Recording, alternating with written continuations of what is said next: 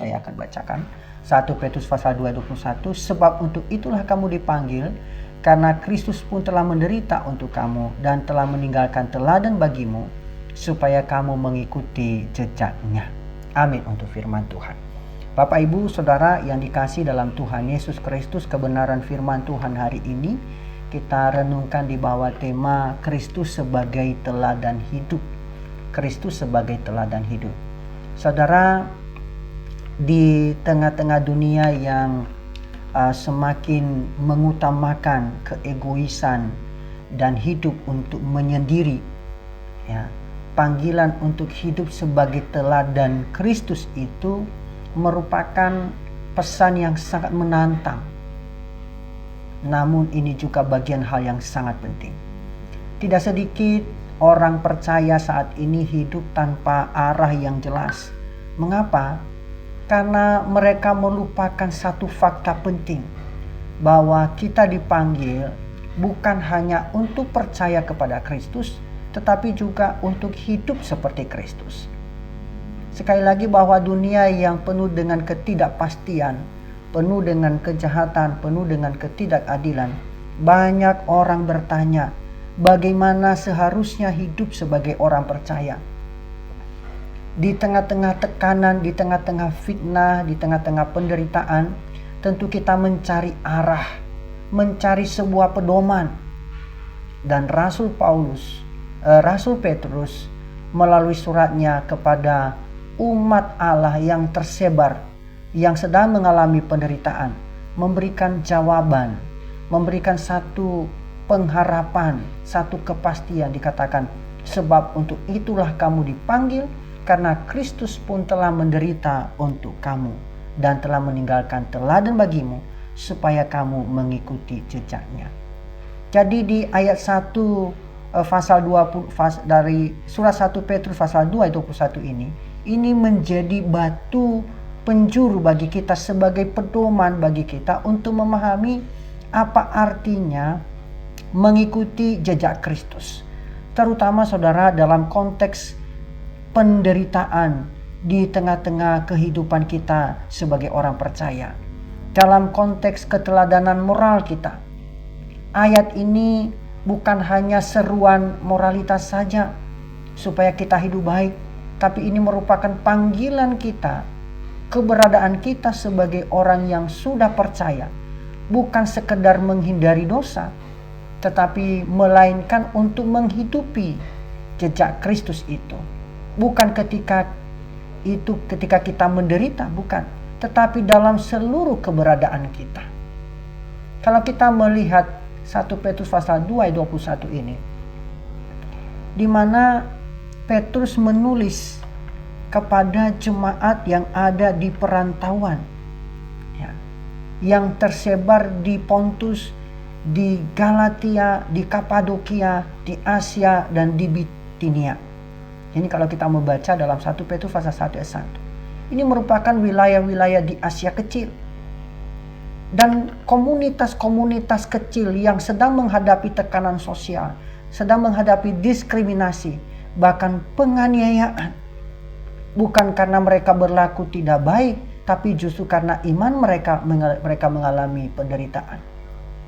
Dan di sini Petrus memberikan kekuatan, memberikan satu motivasi untuk mengarahkan dalam hidup yang kudus di tengah-tengah dunia yang sedang menolak iman kepada Kristus.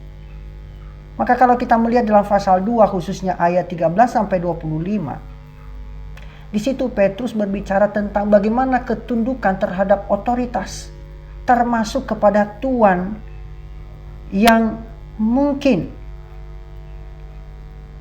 tidak mengenal Tuhan. Bahkan ketika mereka hidup sebagai hamba yang sedang menderita secara tidak adil. Bagaimana Petrus berbicara bagaimana hidup tunduk terhadap otoritas, termasuk otoritas yang tidak adil, perlakuan yang tidak adil. Kalau kita membaca di pasal 2 ayat 18-20. Dan pada puncak di ayat 21 di situ Petrus mengatakan bahwa penderitaan bukan sekedar nasib buruk, tetapi itu adalah bagian dari panggilan kita sebagai orang percaya. Mengapa? Karena Kristus pun menderita secara tidak adil. Bapak, Ibu, Saudara yang dikasihi dalam Tuhan Yesus Kristus, mari kita mencermati ayat ini satu persatu dalam 1 Petrus pasal 2 ayat 21. Sebab untuk itulah kamu dipanggil, karena Kristus pun telah menderita untuk kamu dan telah meninggalkan teladan bagimu supaya kamu mengikuti jejaknya. Ayat ini dimulai dengan frasa sebab untuk itulah kamu dipanggil. Saudara, frasa ini menegaskan bahwa penderitaan itu bukan kebetulan, melainkan bagian dari panggilan kita, panggilan Allah dalam kehidupan kita. Kekristenan itu bukanlah jaminan untuk hidup nyaman, tetapi panggilan untuk hidup kudus, bahkan jika itu berarti harus menanggung penderitaan. Ini juga bukan panggilan pasif, tapi ini panggilan yang aktif, yaitu untuk memilih orang yang setia kepada Kristus, meskipun di sini ada konsekuensinya. Memilih untuk setia kepada Kristus walaupun ada resikonya. Saudara, panggilan ini bukan sembarangan. Kalau kita melihat apa kata yang digunakan dalam teks aslinya, untuk dipanggil di sini ini merupakan bentuk pasif, merupakan panggilan yang mengindikasikan panggilan Allah, bukan pilihan manusia. Artinya, penderitaan itu merupakan bagian atau sebagai konsekuensi, sebagai akibat atau dampak dari hidup benar. Bukanlah kecelakaan, bukan. Tetapi ini merupakan bagian dari panggilan Allah kepada kita setiap orang yang percaya. Dikatakan sebab untuk itulah kamu dipanggil. Ini kita harus mengerti. Selanjutnya dilanjutkan dengan frasa, karena Kristus pun telah menderita untuk kamu. Saudara, ini menekankan hal yang sangat penting dari teladan itu, bahwa penderitaan Kristus itu adalah penderitaan yang menggantikan kita. Ya. Dikatakan dalam secara adalah penderitaan itu adalah demi kamu, untuk keuntunganmu. Petrus tidak sekedar menyoroti Kristus sebagai teladan moral atau panutan moral. Tetapi Petrus sedang menyoroti bahwa Kristus itu adalah penebus yang menderita demi kita, untuk keuntungan kita sebagai orang yang percaya. Saudara, teladan yang diberikan Kristus itu lahir dari kasih yang penuh dengan pengorbanan. Dikatakan, karena Kristus pun telah menderita untuk kamu. Kristus menderita bukan untuk siapa-siapa. Untuk kita yang sepatutnya kitalah yang menanggung. Tapi dia menderita. Dia berkorban demi kita. Dilanjutkan dengan frasa, dan telah meninggalkan teladan bagimu. Sekali lagi bahwa teladannya itu lahir dari kasih yang penuh dengan pengorbanan. Dan telah meninggalkan teladan bagimu. Saudara, istilah teladan di sini, ini merupakan istilah yang sangat jarang muncul di dalam Perjanjian Baru. Sebenarnya teladan di sini secara harafiahnya atau secara artinya itu merujuk pada pola tulisan yang sering digunakan anak-anak untuk meniru huruf. Ya, masih saya ingat beberapa waktu yang lalu ketika anak-anak Yesaya itu belajar untuk menulis.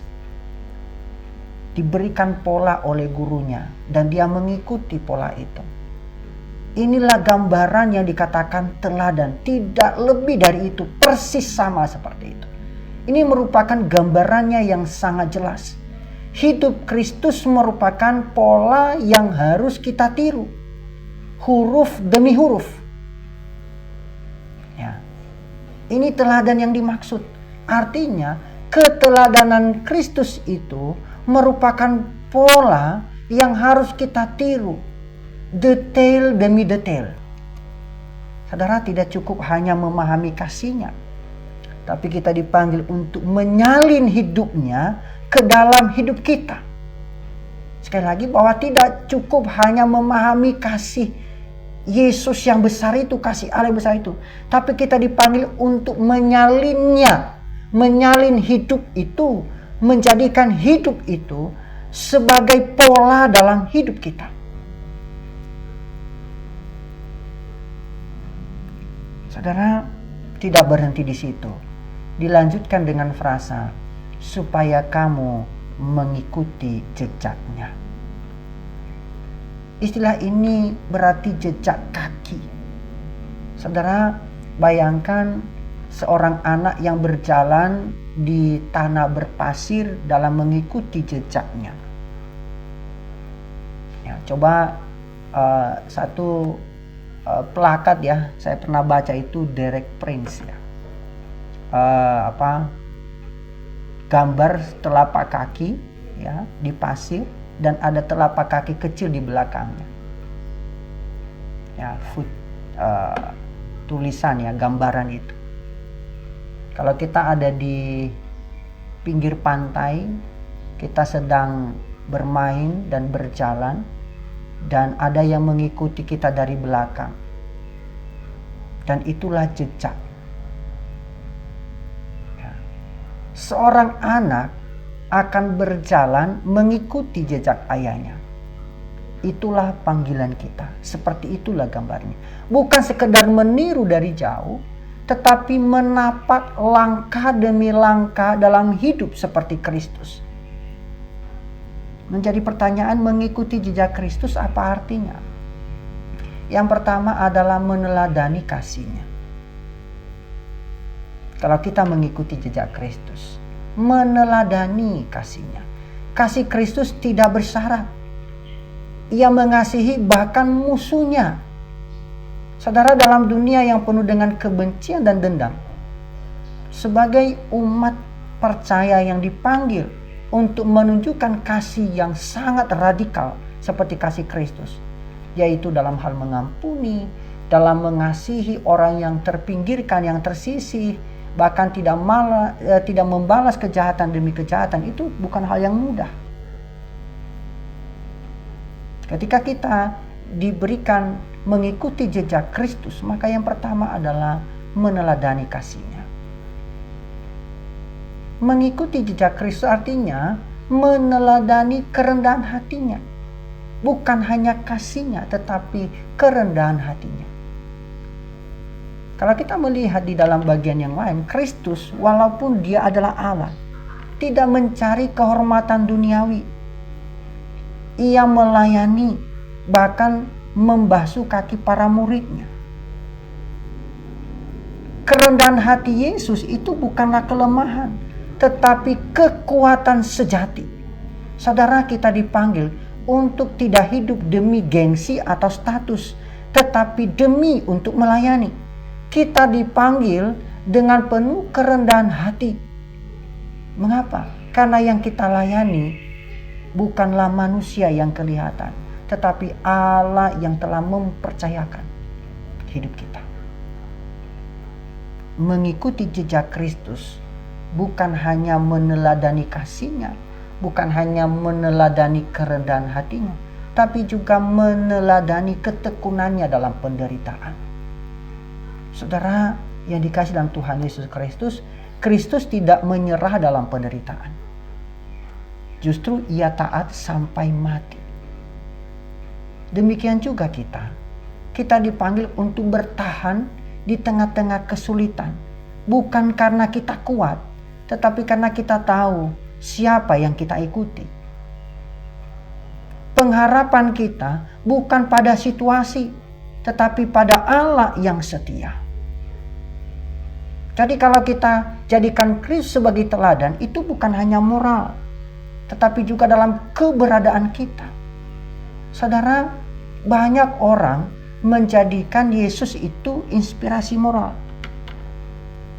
Tetapi Petrus tidak berbicara tentang Yesus sebagai panutan baik hati. melainkan dia berbicara sebagai gembala yang memimpin melalui penderitaan dan pengorbanan. Kristus tidak hanya menderita dengan sabar, tapi ia menderita dengan kasih.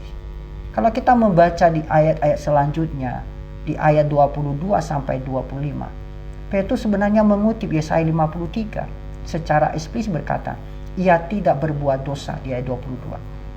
Tidak membalas ketika dihina ayat 23. Menyerahkan diri kepada Allah yang adil ayat 23. Memikul dosa kita dalam tubuhnya di kayu salib ayat 24. Dan melalui lukanya kita disembuhkan ayat 24. Saudara, ini dikatakan sebagai cetak biru teladan hidup Kristus. Bahwa dalam menghadapi penderitaan tanpa dosa, tanpa balas dendam, dan dengan mempercayakan segala sesuatu hanya kepada Allah. Maka pertanyaan untuk kita, menghidupi teladan itu hari ini bagaimana? Ini bukan hanya secara teori, tapi bagaimana kita menghidupi teladan itu hari ini. Ya, dari ayat 22 sampai 25 ini. Maka ketika berada dalam dunia kerja, maka kita harus menjadikan teladan itu Kristus sebagai teladan. Itu berarti kita jujur, walaupun rekan kerja yang lain mungkin tidak jujur. Ya. Dari segi disiplin, ketaatan waktu atau apa. Bekerja dengan integritas, walaupun tidak ada pengawasan. Ya. Dan tidak memanfaatkan posisi untuk keuntungan pribadi. Kalau kita melihat dunia kerja kita, lingkungan kita sebagai ladang kesaksian yang nyata, maka kita harus hidup jujur di hadapan Tuhan. Demikian juga dalam dunia studi. Walaupun orang lain berupaya untuk mencapai segala sesuatunya dengan cara yang singkat atau praktis, ya, tidak mau repot, ya, nyontek. Kendati pun demikian, jangan tergiur dalam studi seperti itu. Mari kita belajar mengikuti proses. Ya, apalagi dengan tawaran di masa kini, ada begitu banyak tawaran. Kalau mau S1, kalau mau S2, S3 gampang. Ya, gampang itu. Semuanya serba instan tanpa melalui proses. Saudara, kalau kita belajar dan menjadikan kita sebagai Kristus yang adalah teladan, dan kita menjadi teladan bagi orang lain seperti Kristus, maka ini harus diwujud nyatakan. Menghidupi teladan ini dalam dunia kerja memang tidak mudah. Bagaimana dalam keluarga? Dalam keluarga, Kristus sebagai teladan itu berarti mengasihi tanpa syarat. Sabar di dalam situasi konflik. Ini tidak mudah. Gesekan demi gesekan. Ya. Memimpin dengan pelayanan, bukan dengan otoritas yang menekan. Dalam keluarga, care satu dengan yang lain. Ya. Tidak mudah. Harus lebih memprioritaskan kebersamaan. Perbedaannya, perbedaan pendapatnya, tetapi bagaimana mengutamakan kesatuan itu. Tentu harus meneladani Kristus. Belajar rendah hati, lemah lembut. Tidak saling menekan, tapi justru saling peduli satu dengan yang lain. Bagaimana ketika di tengah-tengah kesulitan, tentu pasangan kita akan menjadi kekuatan yang sangat penting, yang mendorong kita untuk maju. Di tengah-tengah ketiadaan harapan, pasangan kita menjadi orang yang pertama yang ada di samping kita. Dalam keluarga, anak-anak kita, saudara-saudara kita, mereka adalah orang yang pertama yang ada di samping kita. Walaupun faktanya kadangkala kita melihat saudara kandung pun tidak peduli. Ya. Bahkan orang lain yang tidak kita kenal justru lebih peduli. Saudara, ini faktanya. Tapi inilah merupakan tuntutan dalam hidup kita. Menjadikan Kristus sebagai teladan di tengah-tengah keluarga. Bagaimana di tengah-tengah komunitas kita, di dalam masyarakat? Saudara, menjadi terang itu berarti hadir untuk mereka yang tertindas. Di tengah-tengah masyarakat harus berani bersuara untuk keadilan dan hidup dengan kejujuran dalam segala hal. Bahkan jika itu membuat kita tidak populer, karena bukan itu yang dicari. Seharusnya Kristus harus lebih populer dari diri kita. Ini merupakan contoh yang kita bisa lihat dalam hidup kita. Ini tidak mudah. Siapa sih yang tidak mau populer, tidak mau viral, tidak mau banyak yang mengikuti, yang follow, ya? Siapa yang nggak mau? Semua mau. Tapi lagi-lagi kita diperoleh dengan firman Tuhan ini. Kalau kita menjadikan Kristus sebagai teladan, maka Kristus itu haruslah yang lebih menonjol dari diri kita. Pelayanan kita harus mengarah kepada Kristus, hidup kita harus mengarah kepada Kristus, keluarga kita mengarah kepada Kristus, studi kita mengarah kepada Kristus, bukan mengarahkan kita kepada kesombongan kita, keegoisan kita, atau status kita, jabatan kita, atau apapun. Bukan. Tapi harus mengarah, bermuara kepada Kristus. Mengapa ini penting? Karena dunia tidak akan melihat Kristus secara langsung. Tetapi mereka akan melihat kita, saudara dan saya. Gereja adalah tubuh Kristus. Dan kita adalah anggota-anggotanya. Saudara, dunia menilai Kristus melalui cara hidup kita. Jika hidup kita tidak berbeda, maka Injil yang kita beritakan akan kehilangan dayanya. Ya, salah satu tokoh yang sangat terkenal yaitu Mahatma Gandhi. Dengan kalimatnya yang sangat menonjol. Dia mengatakan, aku suka Kristusmu. Tetapi aku tidak suka orang-orang Kristenmu. Ya. Karena mereka tidak seperti Kristus mereka. Saudara, bisa jadi dalam pikiran orang lain menanggapi kita. Ya, aku suka penyembahanmu. Tapi aku tidak suka cara hidupmu, ya kan? Aku suka cara bergaul, cara kamu beribadah. Tetapi aku tidak suka cara bergaulmu, relasimu dengan orang lain. Ini sangat penting. Tentu di sini ada tantangan. Tidak mudah. Mengikuti teladan Kristus itu bukanlah tugas ringan. Kita pasti akan gagal, kita akan jatuh. Tapi sekali lagi, ada Roh Kudus yang diberikan kepada kita untuk memberikan kita pertolongan, memampukan kita untuk bangkit ketika kita jatuh. Kita tidak berjalan sendirian, tidak. Ketaatan kita bukan karena kekuatan kita sendiri, tetapi karena kasih karunia yang menopang kita oleh Roh Kudus. Maka bagi yang ngelihat adalah ketika kita lemah, kuasa Kristus justru sempurna dalam kelemahan itu. Saudara, tentu bagi kita sebagai orang yang hidup di dalam iman kepada Kristus, maka kita harus menghidupi panggilan itu. Kekristenan sejati bukan jalan kemudahan, tetapi jalan ketaatan. Mengikuti jejak Kristus itu berarti siap untuk menolak, untuk balas dendam. Ya, sekalipun kita ingin balas dendam, tapi harus bisa menahan diri. Berdiri dalam kebenaran. Bukan juga bertindak bodoh ya dalam hal ini. Ya, tetap sabar. Ya, sekalipun fitnahnya mungkin terlalu sering, tapi tetap sabar.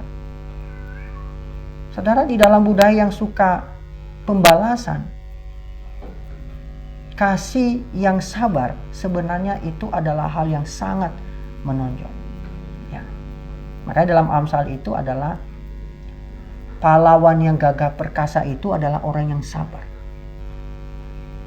Ya. Luar biasa. Penderitaan tidak adil bukan tanda kegagalan iman kita. Tapi justru dalam penderitaan justru kita belajar mengenal Kristus secara lebih dalam. Bukan karena kita menikmati sakitnya, tetapi karena kita mengalami kasih dan kekuatan yang menopang kita. Hidup seperti Kristus berarti hidup melihat salib, bukan sekedar mengenang penderitaannya, tetapi bersedia rela untuk menyangkal diri dan memikul salib setiap hari. Saudara, ini adalah gaya hidup yang memang bertolak belakang dari gaya hidup di dunia ini. Ya, kita memberi bukan untuk menuntut, mengampuni bukan untuk menyimpan dendam, melayani bukan untuk menguasai. Ini harus menjadi prinsip hidup kita. Kristus bukan hanya juru selamat kita, tapi ia juga merupakan teladan, pola, model hidup kita. Di tengah-tengah dunia yang penuh ketekanan dan tantangan, kita dipanggil justru untuk mengikuti jejaknya. Bukan hanya karena kita benar, tapi karena dia sudah lebih dahulu melakukannya bagi kita. Jadi kita dipanggil untuk mengikuti jejaknya, bukan karena itu sesuatu yang benar, bukan, tetapi karena dia adalah teladan yang sudah melakukannya terlebih dahulu. Mengikuti Kristus, meneladani Kristus itu bukan sekedar belajar darinya. Itu berarti hidup dalam dia, berjalan bersamanya, menapaki jejak langkah-langkahnya yang telah ia torehkan, yang telah ia gariskan, teladankan dalam kasih, dalam pengorbanan, dan juga hidup dalam kebenaran. Saudara, 1 Petrus 2:21 bukan hanya nasihat moral, tapi ini adalah panggilan hidup. Kristus telah memberikan jejak. Ini sebuah pola hidup yang penuh kasih, penuh dengan kerendahan hati, penuh dengan ketekunan. Saudara, kita dipanggil untuk mengikuti jejaknya, bukan hanya di gereja, tetapi dalam seluruh aspek hidup kita. Inilah kesaksian yang sejati, hidup yang menyerupai Kristus. Maka dia berkata, ikutlah aku, kata Yesus. Dan itu adalah panggilan setiap hari bagi kita semua, saudara dan saya. Ikutlah aku, kata Yesus. Tuhan memberkati. Mari kita